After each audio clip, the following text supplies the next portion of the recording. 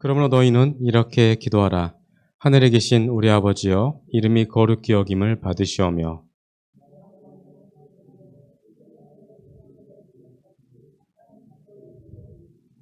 오늘 우리에게 일용할 양식을 주시옵고,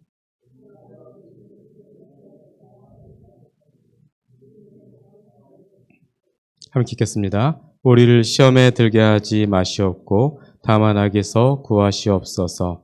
나라와 권세와 영광이 아버지께 영원히 있사옵나이다. 아멘. 예전에 그 영화 중에 밀양이라는 영화 있었습니다. 기억나시나요? 전도연 나왔던 영화. 여기 보면 이 전도연이 아들과 함께 밀양으로 내려갑니다. 그런데 어떤 납치범이 이 아이를 데리고 와서 죽이죠. 그러나서 이제 잡혀가지고 이제 감옥에 가는데 이 여인이 이 살인자를 용서해 주려고 그래요. 그래서 감옥에 찾아가가지고 이제 당신을 좀 용서해 주겠다. 하나님의 그런 자녀로서 당신을 용서해 주겠다 했는데 뜻밖의 말을 합니다. 이 사람이 거기서 예수를 믿었는데 난 하나님께 다 고했고 하나님께서 저를 다 용서해 주셨습니다. 이게 뭔가 앞뒤가 안 맞잖아요. 내가 용서해 주는데 지가 용서받았다고 자기는 괜찮다라고 떳떳하게 이야기를 합니다. 이 뭔가가 문제가 된 거죠. 자, 용서를 하는 것, 용서를 받는 것, 이것도 알아야 됩니다. 용서를 할 줄 아는 사람이 용서를 받을 수도 있고, 용서를 받아본 사람이 용서를 할 줄 알아야 됩니다.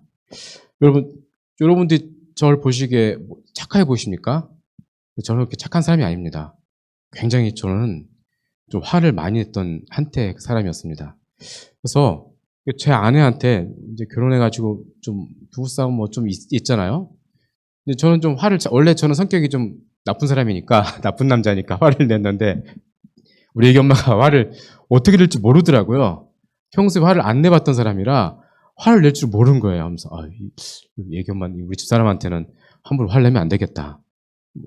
그때만 생각했어요. 그 후로 화를 자주 냈는데, 자, 이 용서도 이 평소에 용서를 받아본 사람이 용서를 할 줄 아는 거고, 그렇죠? 이 반대의 또 이 상황이 늘 있는 겁니다. 자, 이 용서는 어떤 건지 우리가 알아야 되는 이 시기가 우리 가운데 왔습니다. 자, 하나님을 만나기 위해서 우리 가운데 선행되어야 될 조건이 있다고 합니다. 그게 뭔가 하면 우리의 죄를 하나님께 고해야 됩니다. 제가 이제 애를 3번 낳았잖아요. 애를 3번 낳았는데 애를 이렇게 처음에 낳았을 때 이 아이를 보러 가려고 하면 제일 처음에 이제 그 산부인과라든지 또 산후조리원 가려면 손을 깨끗이 씻어야 됩니다. 그래야 아이를 안아볼 수가 있거든요. 그렇지 않으면 아이들은 면역력이 약해서 어떤 여러 가지 질병으로부터 이렇게 공격을 당할 수가 있습니다. 자, 우리가 하나님께 나아가려면 우리가 조건이 필요합니다. 우리 안에 있는 더럽고 추악한 죄들, 이것들을 다 하나님 앞에서 내려놔야 됩니다. 오늘 점심 맛있으셨죠? 오늘 식사가 굉장히 좋았는데 매일매일 우리가 일용할 양식을 먹듯이 매일매일 우리에게 필요한 영적인 양식이 있습니다. 그 양식이 뭔가 하면 바로 죄 용서입니다. 절대로 하나님 앞에서 우리는 선한 존재가 아닙니다. 그렇기 때문에 우리의 마음속으로, 우리의 행동으로, 또 우리의 여러 가지 속사람으로 이 죄 지은 것에 대해서 늘 하나님께 죄를 고백하고 자백하고 하나님 앞에서 우리가 늘 납작 엎드려줘야 됩니다. 그렇지 않고서는 하나님께 나아갈 수가 없습니다. 우리는 뼛속까지 죄인입니다. 그렇죠? 말하는 것, 생각하는 것, 행동하는 것, 그 어떤 것도 의로운 게 아무것도 없습니다.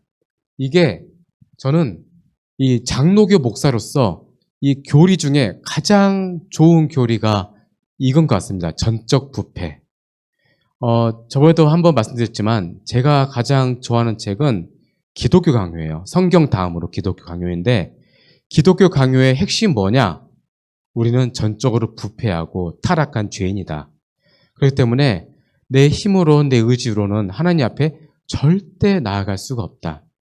이 장로교와 카톨릭과의 이 차이가 있고 장로교와 이 감리교의 차이가 있습니다. 자, 이 카톨릭과 우리 차이가 뭔가 하면 이 카톨릭은 이 중요한 이 교리가 뭐냐 하면 선행 은혜가 있어요. 선행 은혜. 그러니까 이 주사기로 약물을 이렇게 주입하는 것처럼 하나님께서 택한 백성에게 약물을 주입해줘요. 은혜를 부어줍니다. 그래서 들어가면 이 하나님의 은혜가 우리 가운데 이 들어와 있으면 이걸로 선한 행동을 할 수가 있어요. 이게 주입된 은혜. 네, 라틴어도 인푸사라고 하더라고요. 이 주입된 은혜가 있으면 이걸로 선한 은행을 할 수가 있다. 그러면 그 전에는 선한 행동을 하면 어떻게 되느냐? 이것도 저것도 아니다. 예. 그렇기 때문에 무조건 영세를 받고 선한 행동을 해야 된다. 영세를 받고 여러 가지 이 세례를 받고 이렇게 인침을 받으면 그때부터 너의 공로는 쌓여갈 것이다라고 카톨릭은 주장을 합니다. 카톨릭과 우리 장로교회, 우리 기독교의 차이점이에요. 자, 그러면 이 장로교와 이 감리교의 차이가 뭔가 하면, 근데 왜 굳이 감리교를 하냐면, 이 감리교로부터 다른 이 일반적인 게 다 나와 있어요. 감리교로부터 이 구세군이 나오고, 성공회 나오고, 또 뭐가 나왔더라? 여타 이 알미니안이 나왔어요. 예, 아르미니우스라는 사람이 주장한 이 교리를 인정하는 이 교파가 나오는데 그 중에 대표 선두주자가 바로 감리교입니다. 감리교는 우리 장로교에서 인정하는 5가지 칼빈의 5대 교리를 부정합니다. 정반대의 교리예요. 어려운 거 아니에요. 근데 좀 어려운 말을 쓸 건데 잘 들어보시면 무슨 말인지 알 겁니다. 우리 박 목사님께서 지금까지 여러분들에게 가르쳐 주셨던 그 성경 말씀 그대로입니다. 자, 이게 이 네덜란드 사람들은 튤립 좋아하잖아요. 예전에 튤립 한 송이에 굉장히 비쌌다고 그래요. 집 한 채 가격도 됐다고 합니다. 그래서 네덜란드에서 이 칼빈의 이 교리를 정리했는데 튤립으로 이렇게 약자를 정했습니다.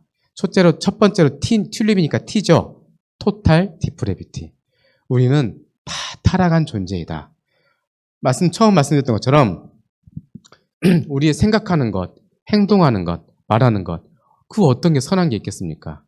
네, 우리는 선한 게 아무것도 없습니다.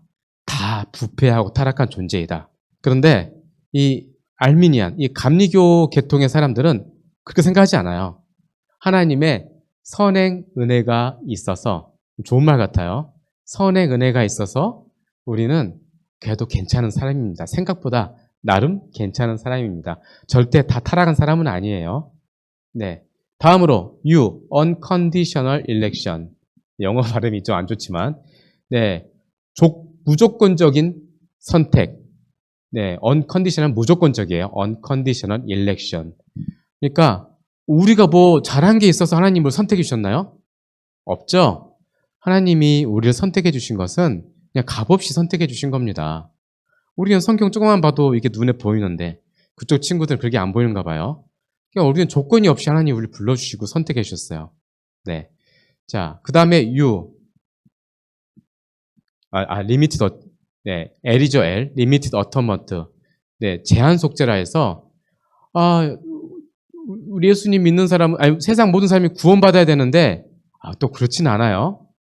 우리는 어떤 사람만 구원받나 믿죠? 예수님 믿는 사람만 구원받죠? 네, 근데 얼마 전 돌아가신 분, 네, 그분은 뭐 예수 안 믿어도 구원받는다고 하셨어요. 예, 그 도망난 거죠, 그거는. 예, 예수님 믿어야 구원받는 거죠. 그렇죠? 예, 예수님 믿어야 구원받는 겁니다. 예수님 외에는 다른 길이 없어요. 네. 그 다음에, irresistible grace. 불가항력적 은혜. 여러분, 우리가 은혜 받는 게 하나님께서 그냥 부어주신 거죠. 열심히 해가지고 은혜를 받았나요? 예, 제가 늘 하는 얘기 했는데, 저 음정박자 잘 안 맞잖아요. 그래서 늘 악보 보고 노래 찬양하거든요. 이해해 주십시오. 그런데 저는 감리교 가면 저 같은 사람 이런 설교를 할 수가 없습니다. 감리교 목사들은 얼굴도 잘생기고 찬양도 어찌나 잘하는지. 그 트로트 가수 있잖아요. 뭐 트로트 CCM 가수. 그거 다 감리교 목사님들이에요. 다 얼굴 잘생기고 막 키 크고 막 그런 사람들. 네. 뭔가 좀 있어 보이잖아요. 네, 찬양 잘 부르고 그런 사람들. 그래야 은혜를 받는 줄 알아요. 네, 그런데 우리는 그렇지 않아요. 뭐, 저처럼 뭐 음치박치도 하나님께서 은혜 주신 건 하나님의 전적인 은혜니까. 그렇죠? 네, 뭘 잘해서 하나님 은혜 주신 건 아닙니다. 그 다음에 P, Perseverance of the Saint. 그러니까 성도의 견인. 무슨 말이냐면 이 견인이 있잖아요. 이게 잡아당겨서 견인이 아니고 굳셀견에 참을 인자를 써요. 굳셀견에 참을 인. 그러니까 우리는 진짜 누가 봐도 저는 제 개인적으로 봐도 벼락 맞아도 큰 문제 없는 사람입니다. 그냥 저는 진짜 너무 죄인이에요. 근데 여러분 끝까지 우리를 참아주세요. 그렇죠? 우리가 엄청 죄인인데 우리는 진짜 진짜 지옥에 한 열대 번 가도 시원찮은 사람인데 우리를 용서해 주시고 끝까지 참아주세요. 언제까지 참아주실까요? 코끝에 호흡이 멈출 때까지. 제가 좋아하는 목사님, 이재철 목사님 좋아하는데 설교가 참 잘하셔가지고 그분이 늘 하는 표현이 이 코끝에 호흡이 멈출 때까지, 그때까지 우리의 죄를 용서해 주십니다. 굳셀견에 참을 인자. 자, 우린 이걸 당연히 믿죠. 그렇지 않습니까? 그런데 이쪽 감리교는 그걸 안 믿어요. 정반대예요. 자, 다 예수 믿는 거 아니에요? 열심히 하면 예수 믿습니다. 예수 믿으면, 예수 안 믿어도 열심히 하면 구원 받아요. 네. 지옥 갑니다. 네. 그리고 우리는 하나님의 전적인 은혜예요. 열심히 해가지고 찬양 잘 부른다고 해서 구원받고 그런 거 없어요. 네. 그리고 하나님께서 우리를 끝까지 우리를 용서해 주시고 우리를 붙잡아 주십니다. 믿으십니까? 자, 하나님을 만나기 위해 선행돼야 할 조건 딱 하나. 회개. 그밖에 없어요. 우리가 죄인인 걸 누가 압니까? 하나님이 아시고 제 자신이 제일 잘 압니다. 그렇기 때문에 우리에게 필요한 것은 늘 회개밖에 없다는 것을 알아야 됩니다. 자, 왜 죄에서 구원받은 성도들이 또다시 죄 용서를 받아야 하는가? 제가 부교육절 할 때 끔찍한 그 목사님 한 분 계셨는데 이분은 장로교 목사 아닌 것 같다는 사람이 한 분 계세요. 왜 그러냐면 여러분 그 세례를 받잖아요. 세례를 받으면 이 뭐라 생각하세요? 세례 받으면 구원 받은 걸로 믿으십니까? 아닙니다. 예, 기독교 강론에서도 우리 칼빈 선생님은 이게 바로 구원의 표이지, 그러니까 구원의 이 배지일 뿐이지 이것이 구원을 보장해 주는 것은 아니다라고 이야기를 합니다. 세례를 받았다고 구원받아요? 그건 아닙니다. 네. 언제 구원을 받았습니까? 예수님을 믿는 순간 구원받았습니다. 그런데 그러면 구원받았으니까 마음껏 살아도 돼요? 아닙니다. 네, 구원은 세 부분으로 나눌 수가 있어요. 네, 구원은 세 부분 나눌 수 있어요. 몇 부분이요? 세 부분. 자, 먼저 우리가 예수님 믿는 순간 의롭다함을 받아요. 그 왕자와 거지 이야기 아시죠? 동화. 자, 우리는 여러분이 믿든지 안 믿든지 예수님 안 믿을 때는 여러분 마귀 자식이었습니다. 마귀 자식이었고 그리고 거지와 같은 인생이었습니다. 그런데 우리가 예수님을 믿는 그 순간 옷을 바꿔 입었어요. 누더기같이 더럽고 추악한 죄의 옷을 벗어버리고 주님께서 우리에게 입혀주신 깨끗한 하얀 세마포 옷을 입혀주세요. 그래서 우리는 별것 없지만 너는 의롭다라고 불러주세요. 칭의입니다. 그렇죠? 칭의. 네, 거지가 왕자로 바뀌는 겁니다. 그러면 그걸로 끝인가요? 아닙니다. 우리는 누구 닮기 위해서 열심히 살아야 됩니까? 예수님 닮으려고 해야 되죠. 성화입니다. 지금 내 삶 가운데 구원은 이루어 나가고 있는 중입니다. 빌립보서에서는 두렵고 떨림으로 구원을 이루어 나가라라고 말씀하십니다. 그래서 구원받았으니까 난 끝이야. 그러면 안 되는 거예요. 네, 물론 구원받는 거는 하나님께서 택한 백성이니까 구원해 줄 수 있지만 부끄러운 구원을 받을 수 있습니다. 네. 그리고 주님 다시 오시는 그날 우리의 몸도 구원을 받습니다. 영혼도 구원을 받지만 우리 몸도 구원을 받습니다. 예전에 그 한국 교회 이제 한국 전쟁 이후에 우리 합동 교단의 어른들은 고민을 했어요. 야, 그러면 몸도 구원을 받는다는데 화장을 해야 되냐 말아야 되냐? 화장을 하면 되나요, 안 되나요? 네, 괜찮습니다. 하나님이 이 몸을 새롭게 만들어 주실 때는 우리가 알 수 없는 특별한 섭리로 우리의 몸을 새롭게 만들어 주실 거기 때문에 굳이 땅에 묻어가지고 하나님께서 그걸 다 보셔가지고 이만큼 남았으니까 넌 이만큼만 내가 너를 만들어 줄게. 그게 아닙니다. 완벽하게 예전에 그 형상을 유지하면서 그것보다 더 아름다운 모습, 늙지도 않고 몸에 상처도 없고 너무나도 아름다운 모습. 지금은 제가 봤을 땐 다 예쁘세요. 그런데 조금 고치셔가지고 더 예쁜 모습으로 하나님께서 바꿔주실 겁니다. 자, 칭의, 성화, 영화 이 세 가지를 말씀드렸어요. 이 세 가지가 온전한 구원입니다. 그렇기 때문에 우리가 몇 월 며칠 몇 시에 구원받았으니까 나는 더 이상 구원에 대해서 염려할 필요가 없어 하면 저기 구원파가 되는 거고요. 미국도 구원파가 꽤 많더라고요. 그쪽 교리에 대해서. 예. 그런데 우리는 그렇게 생각하지 않습니다. 지금도 우리는 구원을 이루어 나가고 있는 중입니다. 그리고 앞으로 구원을 받을 겁니다. 완벽한 구원을 받을 겁니다. 그 완벽한 구원은 우리의 영혼도 구원을 받지만 몸도 구원을 받는 것이죠. 자, 그러면 우리가 제 용서를 받았어요. 그런데 또 용서를 받아야 되는가? 여기에 대해서 16세기에 루터 선생님은 이렇게 말했습니다. 신분적으로는 의인이지만 경험적으로는 죄인이다. 이게 무슨 말인가 하면 우리 이제 둘째 다 아시죠? 우리 태강이가 가끔씩 어른 같은 얘기를 해요. 제가 뭐 이렇게 물을 쏟거나 뭐 이렇게 실수를 하면 그래 사람이니까 실수할 수 있지 하면서 어른 같은 얘기를 해요. 이 몰아가지 이런 애를 보고 애어른이라고 하죠. 네, 우리는 구원을 받았지만 그렇지만 아직도 미숙하고 연약합니다. 우리가 평소에 말하는 게 굉장히 뭔가 좀 있어 보이지만 결국 애와 같은 모습이에요. 네, 나이는 많이 먹었을지라도 누구나 다 죄인이고 아직 미숙합니다. 우리 주님께서 다시 오셔야 우리의 생각이 완벽하게 성장이 될 겁니다. 여러분 다 아시겠지만 우리는 완벽하지가 않아요. 네, 조금 부족합니다. 말하는 것도 늘 실수하죠. 네, 이게 상대방이 좋을 거라고 말했지만 상대방의 마음을 팍팍 긁을 때가 많이 있어요. 상대방에게 상처 줄 때가 많이 있고, 그리고 우리가 했던 행동에 대해서 우리는 정말 의도치 않는 그런 결과를 맞이할 때도 있습니다. 그렇기 때문에 지금의 이 말, 행동, 그리고 또 생각, 이 모든 것들은 아담보다 훨씬 더 못하다는 것을 알아야 됩니다. 그런데 주님 다시 오시는 그때가 되면 아담보다 더 멋진 모습으로, 완벽한 모습으로 바뀌게 될 겁니다. 이게 바로 에베소서 골로새서에서 말하는 우리의 마지막에 받을 유업의 한 부분입니다. 네, 에베소서는 유업, 기업에 대해서 계속 말하거든요.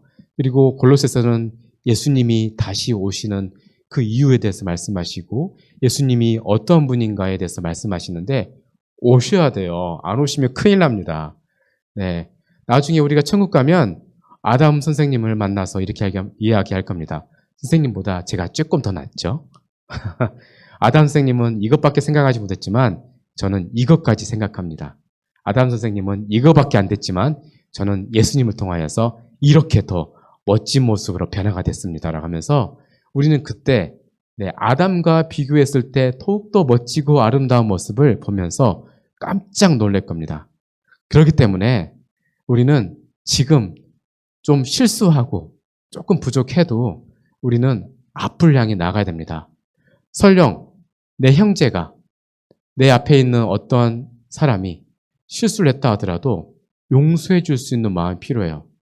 그렇다고 무조건 용서해 주자는 건 아니에요. 이제 앞으로 계속 이야기할 겁니다. 자, 이제 세족식의 의미에 대해서 이야기를 할 건데 예수님께서 이 마태복음, 요한복음 13장에서 말씀하신 내용이 있는데 그게 뭔가 하면 예수님과 제자들이 이제 마지막 성찬을 앞두고 세족식을 하려고 합니다. 예수님이 제자들의 발을 씻겨줘요. 그런데 베드로가 알죠? 성격 좀 특이하신 분이신 거. 그분이 예수님께 말합니다. 예수님, 절대 제 발은 너무 더러워서 씻길 수가 없습니다. 하니까 예수님께서 하신 말씀이 그렇다면 너와 나와는 아무런 상관이 없단다. 라고 말씀하셨어요. 그러자 베드로 선생님이 또 말씀하십니다. 그러면 선생님, 제 온몸을 씻겨주십시오. 하니까 예수님께서 하신 말씀이 너는 이미 목욕을 했기 때문에 발만 씻기면 된다. 라고 말씀하셨습니다. 무슨 의도로 예수님께서 말씀하셨을까요? 바로 우리는 예수님을 믿는 순간 칭의, 거룩하다 일컬음을 받았습니다. 하나님의 자녀가 됐죠? 네, 하나님의 자녀입니다. 그렇기 때문에 우리는 발만 씻으면 되는 거예요. 여기저기 돌아다니면서 얼마나 많은 죄를 짓습니까? 네, 거짓말도 많이 하고, 네, 잘못된 의도치 않았던 여러 가지 실수도 많이 하고, 이런 것에 대해서 우리의 죄를 늘 하나님 앞에서 자복해야 됩니다. 하나님, 의도치 않게 또 제가 죄를 지었습니다. 내 앞에 있는 형제 자매를 내가 실족하게 만들었습니다. 용서해 주십시오라고 하면서 우리의 죄를 우리가 하나님께 고해야 됩니다. 여기에 대해서 우리 주님께서 또 말씀하신 게 있는데 그게 뭔가 하면 바로 1만 달란트 비유입니다. 제가 언젠가 1만 달란트를 1만 년이라고 했는데 제가 봤던 책 한 부분에서 1만 년이라고 했거든요.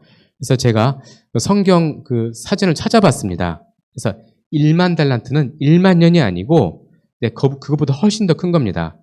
제가 읽어드릴게요. 제가 그 캡처한 부분인데 사전 한 부분입니다. 그 생명의 말씀사에서 나오는 성경사전인데 1달란트는 일반 노동자 6,000일간의 품삯으로 6,000 드라크마 혹은 6,000 데나리온 혹은 60문화에 해당한다. 그래서 따라서 마태복음 18장 23, 35절에 나오는 1만 달란트는 셀 수 없을 정도의 액수이다. 라고 이 사전에 기록됐습니다. 셀 수가 없을 정도로 엄청나게 많은 죄를 하나님께서 용서해 주세요. 그 불교에서는 억겹이라는 게 있다더라고요. 저도 예전에 그 예화 들면서 찾아봤는데 이 1만 년에 한 번 이 바위가 벗겨진대요. 근데 바위가 없어지는 그 시간이 바로 억겹이라 하더라고요. 얼마나 그 큰 시간입니까? 그것보다 더 큰 시간, 그것보다도 더 많은 것들을 다 할애한다 하더라도 우리의 큰 죄를 용서받을 수가 없습니다. 그런데 1만 달란트 죄를 탕감받은 한 신하가 그것을 용서받고 집에 가는 길에 한 친구를 만납니다. 그 친구는 바로 100일치에 100데나리온의 자신에게 빚을 진 사람입니다. 데나리온은 성경사전 다음처럼 기록되어 있습니다. 데나리온은 은전으로 신약시대의 화폐의 표준이었다. 마태복음 22장 19절에 보면 세금을 낼 때 데나리온을 바친 것을 알 수 있다. 데나리온은 일꾼의 1일 품삯이다. 따라서 데나리온은 그리스의 드라크마와 같은 가치를 가진다. 그러니까 하루 품삯입니다. 100일 품삯이니까 그러니까 석 달 봉급 정도 되는 거죠. 이 정도의 이 돈을 빌려가서 못 갚은 친구를 돈을 못 갚는다고 감금하고 그렇게 폭행을 했습니다. 자, 여기에 대해서 이 왕은 분노를 합니다. 내가 1만 달란트의 모든 것을 탕감해 주었는데 그것도 용서해 주지 못하니? 자, 이러한 실수를 범할 수도 있다는 것을 우리가 알아야 됩니다. 우리의 죄는 우리가 해결할 수가 없습니다. 예수님이 해결해 주신 것인데 그의 몸을 십자가에 매달아 죽으시면서 그의 삶을 다 바치시면서 우리의 모든 죄를 탕감해 주셨습니다. 그렇다면 우리도 기회만 되면 용서하려는 마음을 가져야 될 것입니다. 그렇지 않겠습니까? 방금 말씀드렸다시피 무조건 용서하자는 건 아닙니다. 자, 3번. 하나님께 용서받은 것과 형제를 용서하는 것의 상관관계. 자, 우리가 하나님과의 관계를, 이 사이를 친하게 지내려면 어떻게 해야 될까요? 네, 죄 문제를 해결해야 됩니다. 우리가 이걸 알아야 되죠. 다윗이 밧세바를 간음했습니다. 밧세바를 간음했는데 간음하고 나서 나단 선지자에게 혼납니다. 그래서 비유를 들어서 어떠한 농부가 딸처럼 생각하는 한 염소가 있는데 그 염소를 부자가 와서 가져가서 노략질했다. 어떻게 하면 좋겠니? 하니까 다윗이 분노를 합니다. 제가 그놈 가만두지 않겠습니다. 라고 하자 나단 선지자가 뭐라 합니까? 그게 바로 너다. 밧세바를 네가 범하지 않았냐? 라고 합니다. 그런데 이 다윗이 밧세바를 간음하고 나서 바로 회개를 한 게 아닙니다. 그 사이에 많은 예배를 드렸을 것입니다. 그럼에도 불구하고 그는 뜨끔하지 않았어요. 이게 바로 우리 인간의 모습입니다. 그러면 그 예배가 은혜의 예배였겠습니까? 절대 은혜의 예배는 아니었을 것입니다. 절대로 우리가 죄를 가지고서는 하나님 앞에 온전히 나갈 수가 없습니다. 내가 하나님 앞에서 은혜 받기 위해서는 이 죄의 문제를 해결해야 됩니다. 그렇지 않고서는 하나님의 그 크신 은혜를 우리가 감당할 수가 없습니다. 여러분, 하나님의 음성은 어떤 음성인가요? 엘리야가 이 아합과 이세벨을 피해서 도망을 갔습니다. 40일을 도망을 갔는데 어느 한 곳에서 하나님 음성을 들었습니다. 그 음성을 듣기 전에 큰 바람이 불었고 지진이 일어났고 그리고 불이 일어났습니다. 그리고 난 이후에 하나님의 세밀한 음성을 듣게 됩니다.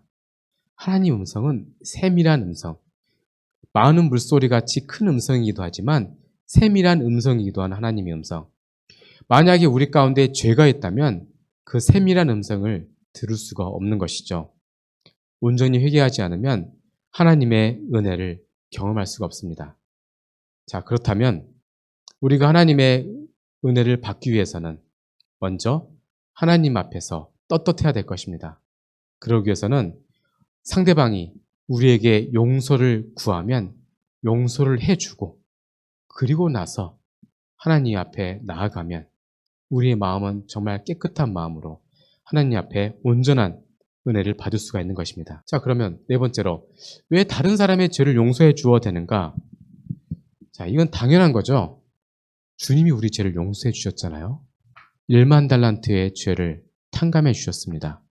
그렇기 때문에 우리도 다른 사람의 죄를 용서해 주는 것은 당연한 것입니다. 상대방이 우리에게 용서를 구하려고 왔어요. 그런데 용서하지 않는 것은 잘못된 것입니다. 자, 다음으로 그러면 어떻게 용서해 줄 것인가?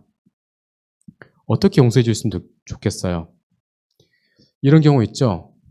코바디스 도미네 보니까 너무 좀 마음 불편한 부분이 있었어요. 한 초대교회 신자가 그 어떤 죄 지은 사람에게 먼저 난 당신의 죄를 용서해 주었습니다. 저는 그 부분이 너무 마음에 들지 않았어요. 왜냐하면 용서는 그런 게 아닙니다. 여러분, 용서는요, 상대방이 나한테 와서 제가 잘못했습니다. 제가 사죄하겠습니다. 제가 이러한 죄를 지었기 때문에 이러한 문제에 대해서 제가 그 부분에서 합당하게 제가 책임을 지겠습니다라고 말을 했을 때 그때 비로소 우리는 용서해 줄 수 있는 조건이 되는 거예요.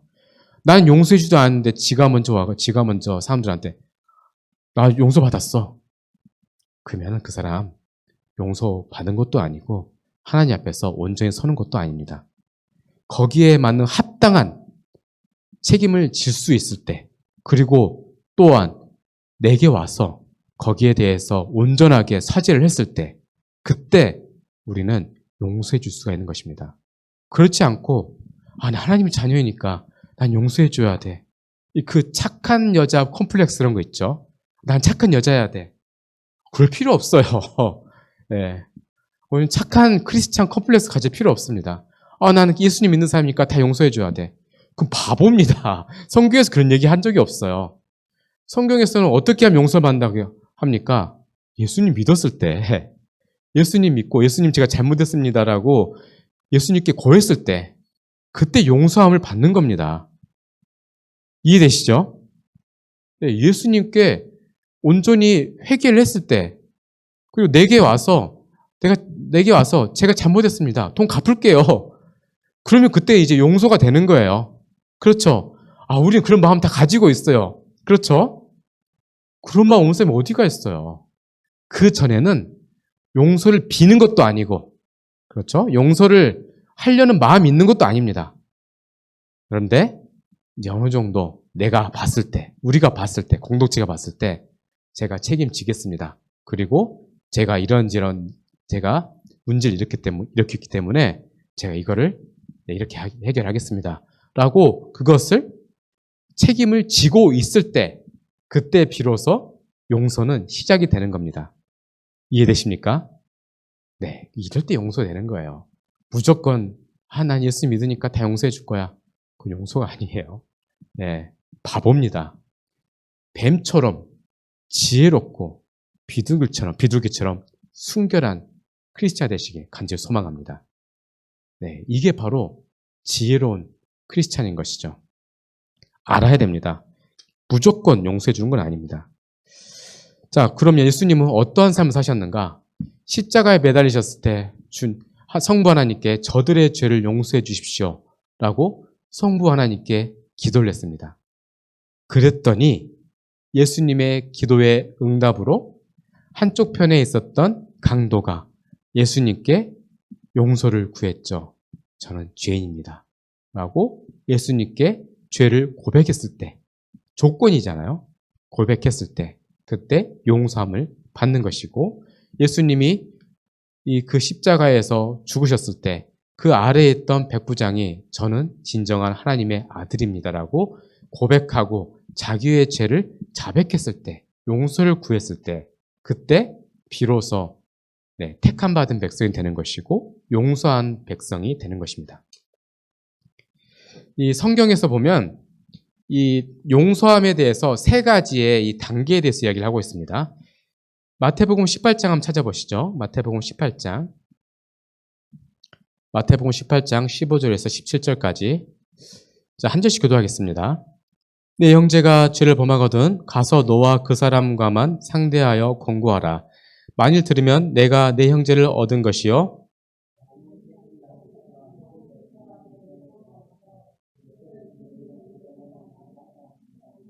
함께 읽겠습니다.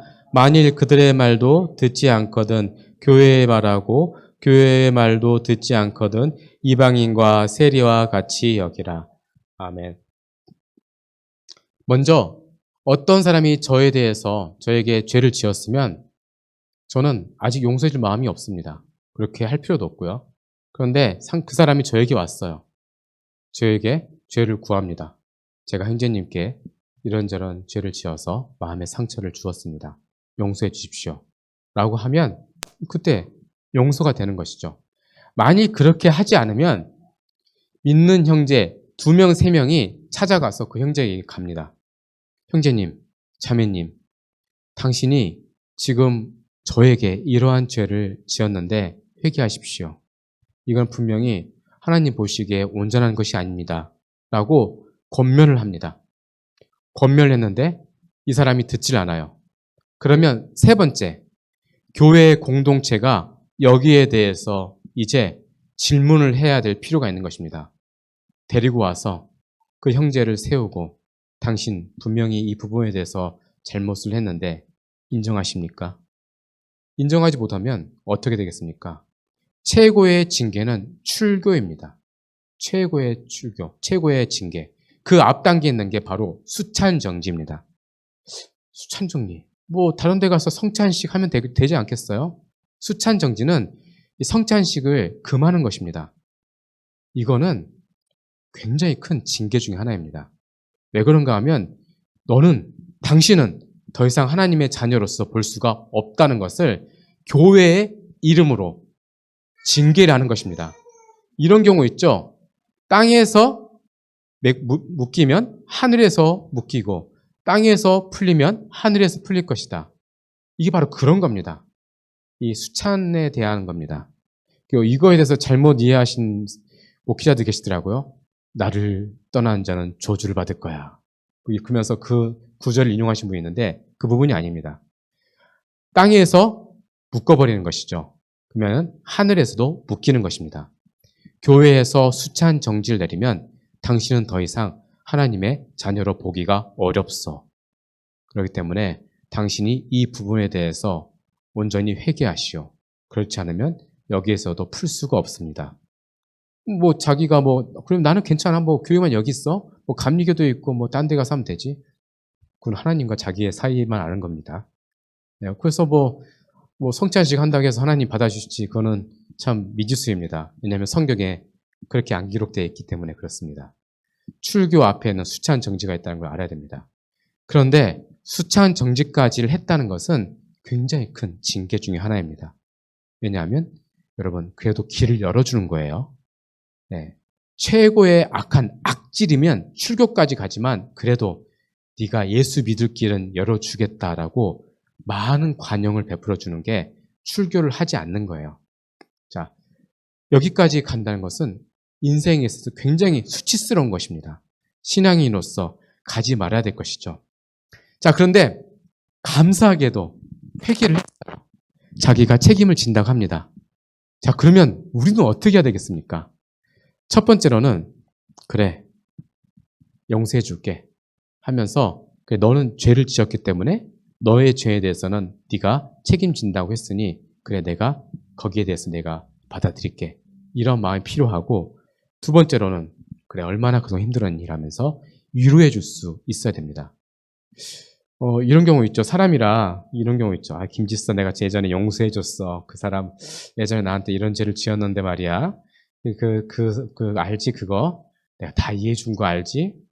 뒤에서 딴 얘기하면 안 돼요. 용서해 줬다 하면 그걸로 끝내야죠. 입에 자물쇠를 닫아야 됩니다.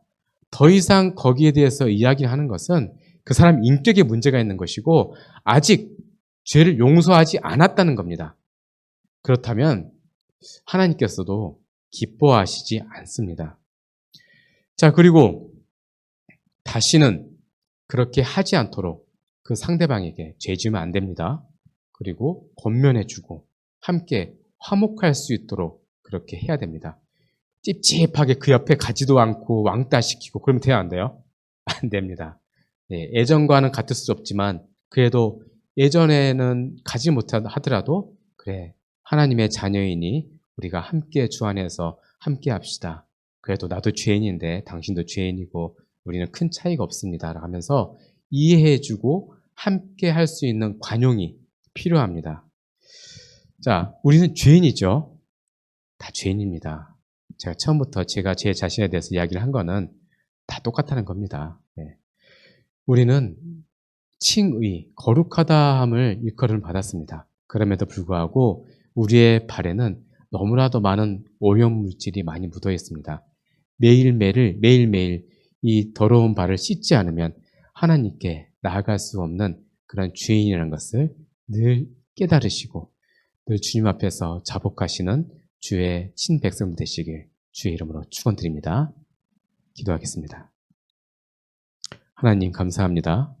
우리 가운데 말씀을 주시고 우리의 삶 가운데 어떠한 삶을 살아가 될지를 가르쳐 주심을 감사드립니다.